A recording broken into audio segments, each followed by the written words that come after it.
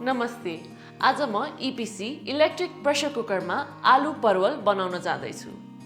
आलु र परवललाई धुनुहोस् र तासेर लामो टुक्रामा काट्नुहोस्। पकाउन अघि प्रयोग हुने सामग्री जस्तै मसला आदि तयार राख्नुहोला। विद्युतीय प्रेसर कुकर अन गरी स्ट्यु बटन थिच्नुहोस्। अब तेल तताएर त्यसमा मेथी भुट्नुहोस्। मगमग बास्ना आउन थालेपछि काटेको प्याज हाल्नुहोस्। प्याजमा रङ आउन थालेपछि परवल हालेर 2 मिनेट जति चलाउनुहोस्। अब काटेको आलु हाल्नुहोस् अनि अझै 2-3 मिनेट फुट्नुहोस्।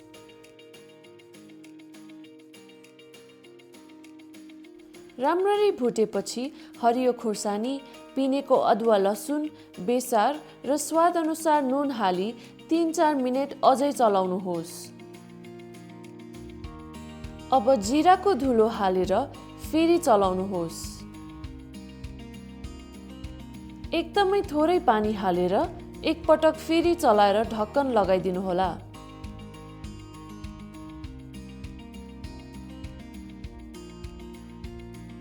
अब स्ट्यु मोडबाट सुप मोडमा गएर 3 मिनेट लो प्रेसरमा पकाउनुहोला।